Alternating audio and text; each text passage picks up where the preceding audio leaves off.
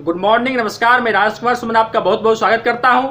आज के Bihar special segment में बिहार के प्राचीन शिक्षा के प्रमुख केंद्रों पर चर्चा करेंगे और इस टॉपिक से हर परीक्षाओं में बीपीएससी प्री की बात किया जाए, बीपीएससी मेंस की बात किया जाए, बिहार दरोगा की बात किया जाए, बिहार पुलिस की बात किया जाए, बिहार सचिवालय सहायक की बात किया जाए, बिहार एसएससी इंटर स्तरीय की बात किया जाए।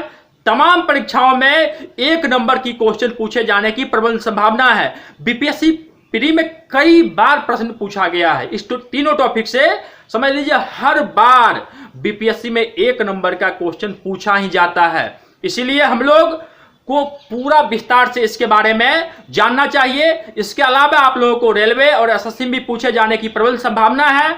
तो हमारे बिहार में एंशिएंट में 3 प्राचीन विश्वविद्यालय हुआ करती थी। अगर हम बिहार ही नहीं भारत की सबसे प्राचीन विश्वविद्यालय की बात करें तो नालंदा विश्वविद्यालय हुआ करती थी। अब के भारत में और तब के भारत में आजादी से पहले की भारत की हम बात करें तो आजादी से पहले भारत का सबसे प्राचीन विश्वविद्यालय तक्षशिला विश्वविद्यालय हुआ करती थी, जो अब पाकिस्तान में चली गई है। तो जब इंडिया और पाकिस्तान का बंटवारा होने के बाद भारत की सबसे प्राचीन विश्वविद्यालय नालंदा विश्वविद्यालय बच गई है, जिसका अब मात्र खंडहर बचा हुआ है। इसका खंडहर बिहार के नालंदा जिला अंतर्गत राजगीर से कुछ दूरी पर स्थित है। तो हम लोग जानते हैं नालंदा विश्वविद्यालय, उसके बाद द्वितीय विश्वविद्यालय है उदंतपुरी विश्वविद्यालय, और उसके बाद विक्रमशिला विश्वविद्यालय के बारे में हम लोग विस्तार से जानेंगे। हर बिंदुओं पर चर्चा करेंगे। अगर इस पूरा वीडियो को आप लोग देख लेते हैं तो एक भी प्रश्न बीपीएससी प्री में, बिहार दरोगा में, बिहार एसएससी में या रेलवे एसएससी में तमाम जगहों पर इनसे कंसर्निंग एक भी क्वेश्चन नहीं छूटेगा। तो हम लोग आइए विस्तार से जानने का कोशिश करते हैं। तो नालंदा विश्वविद्यालय जो भारत की कई बार क्वेश्चन पूछा जाता है, भारत की सबसे प्राचीन विश्वविद्यालय कौन सी है तो नालंदा विश्वविद्यालय है। कई बार बच्चे फंस जाते हैं। विश्व की प्राचीन की बात करें, आजादी से पहले की बात करें, आजादी से पहले भारत की प्रथम विश्वविद्यालय तक्षशिला हुआ करती थी। और आजादी के बाद वर्तमान बिहार में, वर्तमान भारत में भारत की सबसे प्राचीन विश्वविद्यालय की बात करें तो नालंदा विश्वविद्यालय हुआ करती थी। इसका स्थापना गुप्त वंश के शासक कुमारगुप्त प्रथम ने किया था। किस सदी में किया तो 5वीं सदी में किया था। नालंदा विश्वविद्यालय का स्थापना किसने किया? गुप्त वंश के शासक। कई बार पूछा जाता है किस वंश के द्वारा किया गया? गुप्त वंश के द्वारा किया गया। किसने किया?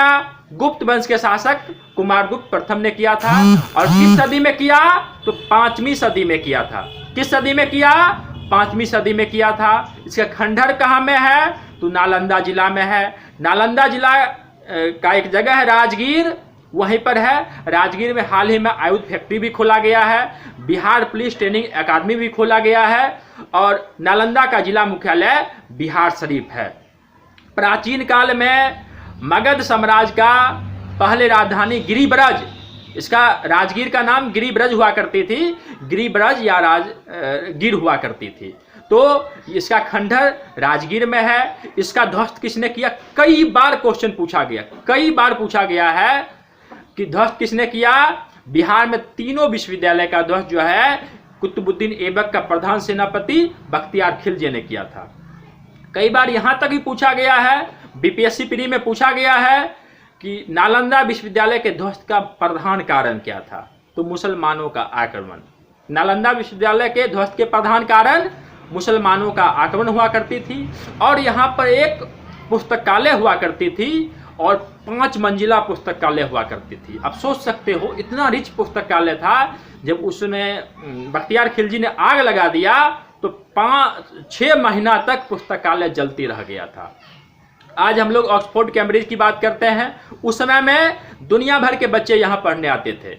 यहाँ पर चीनी यात्री हुएनसांग, इत्सिंग जैसे विद्वान इस विश्वविद्यालय में पढ़ने आए थे। उसके अलावा चीन, इंडोनेशिया, जापान, श्रीलंका से भी बच्चे यहाँ पर पढ़ने आते थे। तो उस समय में दुनिया में शिक्षा का प्राचीन केंद्र हुआ करती थी और बौद्ध धर्म की पढ़ाई होती थी।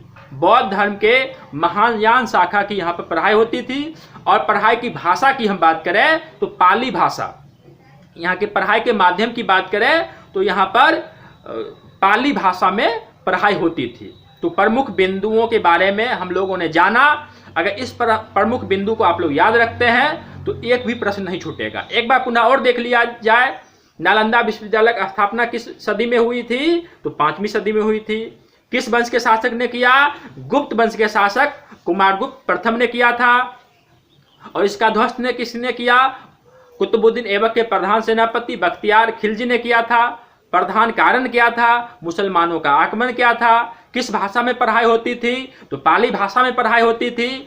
और पढ़ाई का ये जो बौद्ध धर्म के महायान शाखा की यहाँ पर पढ़ाई होती थी। अगर इसके प्रथम कुलपति की बात करें तो शीलभद्र इसके प्रधान कुलपति हुआ करती थी। और दुनिया का पहला और सबसे बड़ा आवासीय विश्वविद्यालय हुआ करती थी, जिसका अब मात्र खंडहर बचा हुआ। अब मात्र क्या बचा हुआ है? खंडहर बचा हुआ है। अगर हम बिहार के द्वितीय प्राचीन विश्वविद्यालय की बात करें तो अदंतपुरी विश्वविद्यालय हुआ करती थी। और इसका स्थापना पाल वंश के फाउंडर गोपाल ने 8वीं सदी में किया था। किसने किया था? पाल वंश के फाउंडर गोपाल ने अदंतपुरी का स्थापना 8वीं सदी में किया था। कहाँ में किया था? तो ये बिहार शरीफ में किया था। बिहार शरीफ जो नालंदा जिला का जिला मुख्यालय है। बिहार शरीफ में बख्तियार खिलजी का मकबरा भी है। कई बार प्रश्न पूछा जाता है बख्तियार खिलजी का मकबरा कहाँ में है? तो बख्तियार खिलजी का मकबरा बिहार शरीफ में है। और बख्तियार खिलजी के नाम पर पटना जिला में बख्तियारपुर एक शहर भी बसाया गया है।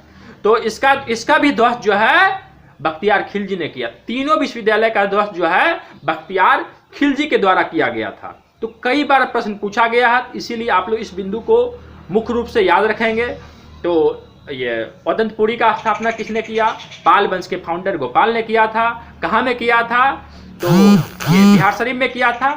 और यहाँ भी बौद्ध धर्म की पढ़ाई होती थी। ध्वस्त किसने किया? तो बख्तियार खिलजी ने किया।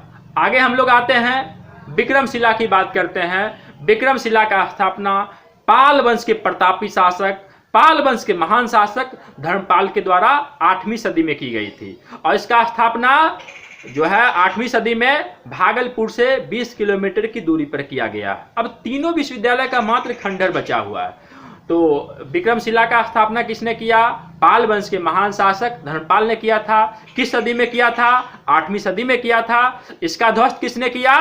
तो बख्तियार खिलजी ने किया था। इसमें भी बौद्ध धर्म की मुख्य रूप से तांत्रिक विद्या की पढ़ाई होती थी। तो आप लोग आज बिहार के तीनों विश्वविद्यालय के बारे में जाना। अगर आप लोग इसी तरह का वीडियो आगे भी प्राप्त करना चाहते हैं तो हमारे इस BSS क्लब यूट्यूब चैनल को जरूर सब्सक्राइब करें। और जो भी BPSC प्री, बिहार दरोगा, PT मुख्य परीक्षा, बिहार सशक्त तैयारी करने वाले अभ्यर्थी होंगे, उन अभ्यर्थियों तक इस वीडियो को जरूर शेयर करें, जिससे उन्हें भी कुछ लाभ हो जाएगा। धन्यवाद।